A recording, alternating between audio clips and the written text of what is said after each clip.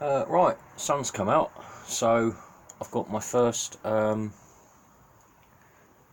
smartphone from work. So I'm going to record the allotment. It's the 19th of October, 1:30 in the afternoon. 15 degrees, yeah, and dry for a bit. It's been pouring down lately. I want to just get a record of this so that I can look at it in a year's time and just compare it, because I've still got a lot to do on the allotment. I've not photographed or filmed any of it in the 3 years that I've been here, so yeah, we'll get some recorded and I can look back at this next year and compare it. Right, let's start down the far end.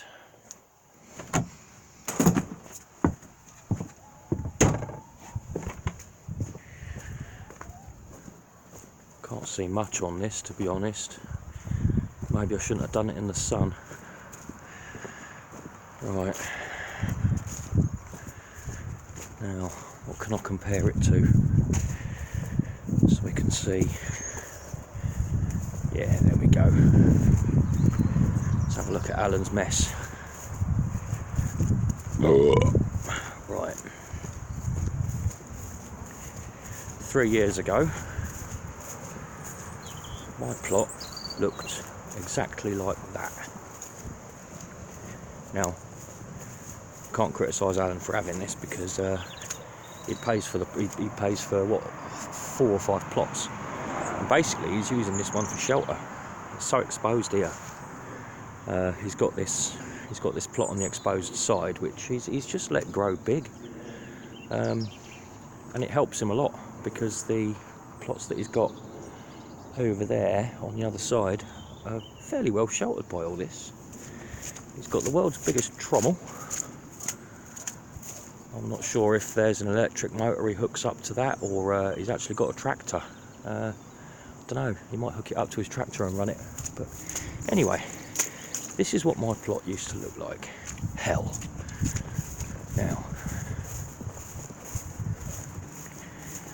go up to my boundary.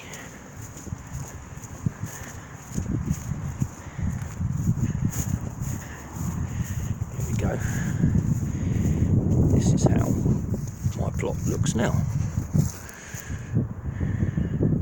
Believe it or not, that huge plum tree, well, huge, that very healthy looking plum tree in the middle of the screen has only been in the ground for 3 years. I put that down to the fact that buried underneath that plum tree is Buster the rabbit. He died when he was 12 years old, the oldest rabbit I've ever known. He's been feeding that quite nicely. Just over to the right is a pear tree. That's only been in a year, actually. That's doing pretty well again. This is the only no-dig part of the plot. As you can see, I pile it up. There's a few weeds in there I need to pull out, but I've not weeded in there not since the spring. So that does a pretty good job. I just pile it up with my homemade compost and mulch, put a load of straw on top, and it all does well. It's quite well suited to this bit, because it's all soft fruit and fruit trees. So there we've got, what have we got? Black currants, red currants, rhubarb just poking out down the back there, bit comfrey. These are thornless blackberries. They've not grown much this year because I moved them. They were tucked in there between the raspberries and the pear tree, and it was all getting a bit congested. So I dug them up about February-ish and moved them over here. And they've really just spent this year getting their roots in. I would expect next year I'll get a decent crop off them. They do crop really well. Massive, great, big, lovely, juicy blackberries. That is Tayberry and Loganberry. That's all raspberries, although they're not the greatest raspberries in the world. They're just some spare runners that I dug up from a garden somewhere. And they're just Yeah, not great. I might, if they don't do well next year, they've been in 3 years already. They should have done well by now. But anyway, if they don't do well next year, I'm going to take them out and invest in something highly recommended by somebody. Just building a fence here. You can see the top half of it. This site is so exposed, it's unreal. Right atop the Chiltern Hills, the wind is non-stop. It freezes at the drop of a hat. The rain is usually sideways. It's such an exposed plot. But I've been collecting pallets, big bits of wood. I'm going to eventually work all the way down to this last post here, which is the bottom edge of my plot. But up the top end there, it's done a good job. It's already made a bit of a difference. Well, quite a difference. It's only old pallets and stuff, and I didn't want to do it absolutely solid because that causes its own problems with turbulence and eddies and all the rest of it. It's to slow the wind down. The wind can still get through, so it's not going to blow the fence over in a hurry. It's going to do a decent job of protecting the allotment. Right, that's the other pear tree. That one's only been in since about April, but it's doing nicely. I've had to brace it there because it had two nice, strong, healthy shoots, but they were growing right next to each other. Not the best for the tree. You want to keep it nice and open and airy. So I've put this brace in there. The hose pipe's got a bit of a bamboo cane in the middle, and after a year or two, I'll be able to take that off, and it'll be a nice V shape. Bathtubs. They were here when I arrived. I decided to make use of them. That's parsley. Really hasn't done well. Too exposed. Next year I'm going to grow the parsley. Yeah, over there in the shelter.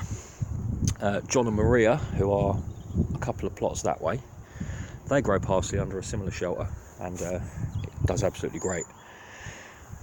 This is winter fodder for the chickens and the rabbits.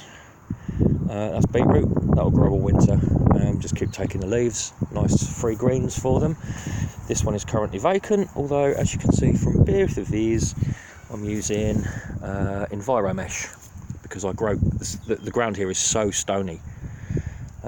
It's impossible to grow nice straight carrots. So my carrots are grown in these two, and this Enviromesh is, in my experience, 100% effective at keeping away the carrot root fly. Turnips. Sorry, not turnips, parsnips. Doing really well. Again, because they're root vegetables, they're in a bathtub. Don't want stones messing them up. They're just basically sitting there waiting to get a frost before I harvest them. Fantastic wine, absolutely beautiful. The best wine I've ever made was parsnip wine, and I'm going to be doing more. That's more winter greens for the rabbit and the chickens, although it's pretty much meh. Stick some more in. There's my gooseberries. That was sweet corn. I've got to pull all of that out and cover it over for the winter. Once I've pulled it out, it'll look like that.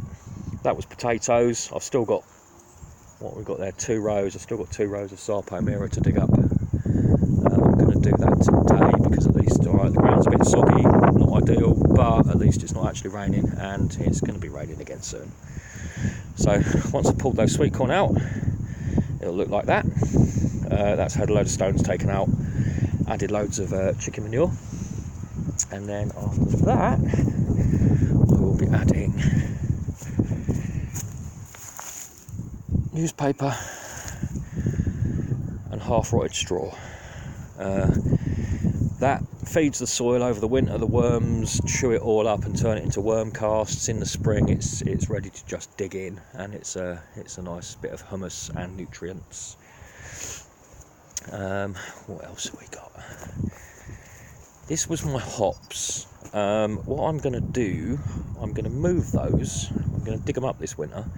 They grow massive, and I'm I'm going to grow them up the fence, a bit of extra wind protection. There's no point in having something so high on the lee side of the allotment. They're very hardy, they flower whatever. I use the flowers to brew beer. So I'm going to grow them up the fence. It's a bit of an extra windbreak. In their place, I'm going to be putting strawberries. If you can see that little blue hoop over there, I'll show you in a minute. That's a bed in a bad place. I'm going to get rid of that bed. Strawberries going to go in here. Right. Oh yeah, in my hole. There's the pond. It's been raining, nice and big. Haven't seen the newts for a while, though. I suppose they're probably sleeping by now. Lots of wild native species for the bees. Alan over there keeps bees in his field. He's got a field over the road with sheep in it, and he's got bees there as well. Oh yeah, apple tree which went in only in, again, probably April, Mayish. That's another plum tree. That one's an opal. The big one down there is a Victoria. That one's an opal. The pears. That one is a conference. The little one over there is a Comish Doyen. This apple is a Brayburn. This apple is a Cox's Orange Pippin. There was a really nice big one. I've already eaten that. These three, they're still pretty firmly connected to the tree, so I'm just going to see. Oh, there you are. I'm just going to see how long they actually take to be ready to drop off of their own accord. Winter carrots for the rabbit. They're doing really well. That is the asparagus, doing lovely. That's the conservatory where the chickens like to sit on a cold day. Right, a few more butternut squash still to pull up. I've got most of them, but these are just lagging behind a bit, so I'm letting them ripen off a bit more. More sweet corn to pull out, they're all done. That down there is some really densely planted sprout plants, which I just keep pulling for leaves again and again and again. The rabbit absolutely loves them. Chickens are quite partial to them too. That's the strawberry bed, which is in a really bad place, because this here is this is the tomato shelter. I was growing tomatoes and cucumbers in there, and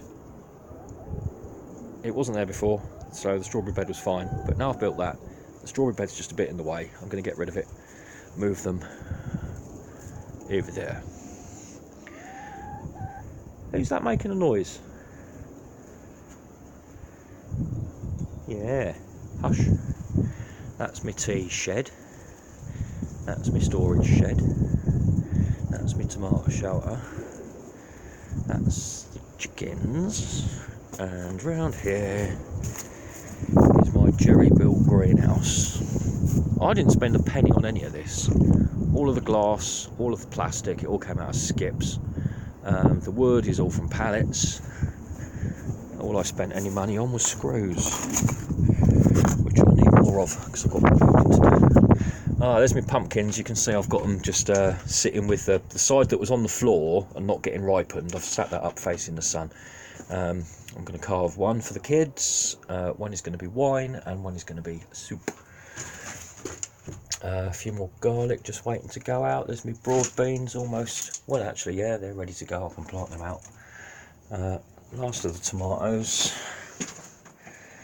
This is all fodder for the chickens over winter. We've got they're all things that are fine in cold weather. We've got Mizuna. We've got 1, 2, 3, 4 different types of spinach. That's perpetual spinach, which is leaf beet, I think other people call it. That there is the same as that lettuce, really hardy. I think it's called all the year round. Yeah, all the year round, just like all the other vegetables that you can grow all year round. Right.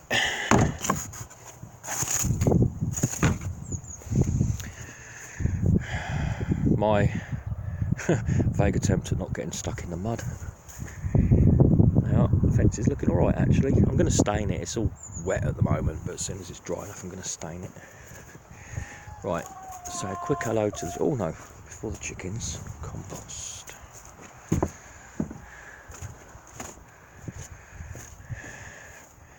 There's Mum's old wheelie bin. I'm going to put a tap in that and I'm going to use it to make my comfrey tea. Free fruit and veg food. Really good. I've used it before. Absolutely stinks to high heaven, but it's good. So I'm going to make loads of it in that bin. Compost, yeah, I'll get a decent end result. But there you go there. Nice bit of chicken poo. There's probably some rabbit poo as well, old vegetables, yeah. And by the time it's all rotted down,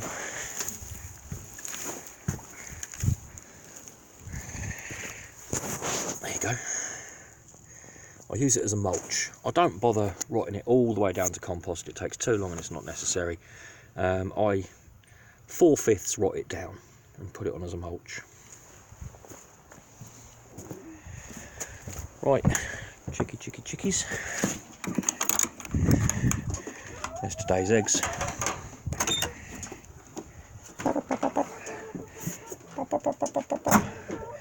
They like a bit of butternut squash.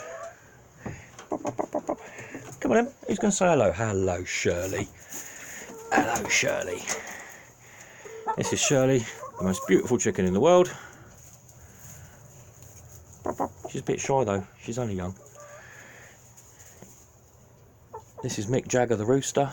Well, it's not officially called Mick Jagger, but that's what I call him because he struts like him. He's only young, he doesn't crow yet.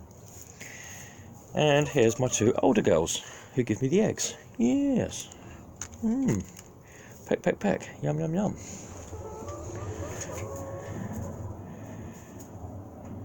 They'll get on fine now. These two young ones they were born in May, so June, July, August, September, October. They're 5 months old, which means these two are about 7 months old. There's not much difference. But these two are so tame. These two, yeah, they're taking a bit of work. Although Mr. Rooster likes his tummy tickled. Come on, mister, should I tickle your tummy? Yeah? Are you going to attack me, or are you going to let me tickle your tummy? There we go. Yeah. How's that? Yeah, tickle your tummy. Yeah.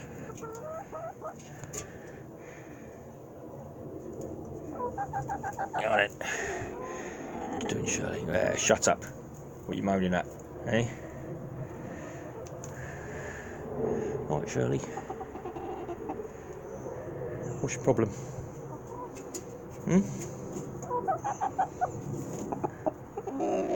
Oh, yeah, what's this in front of your face? Oh, yeah.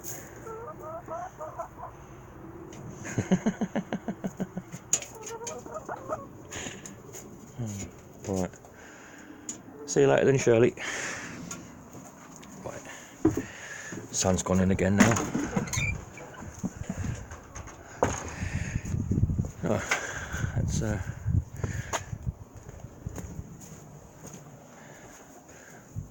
long view down the plot. And now I've got to figure out how to send this thing off into the internet.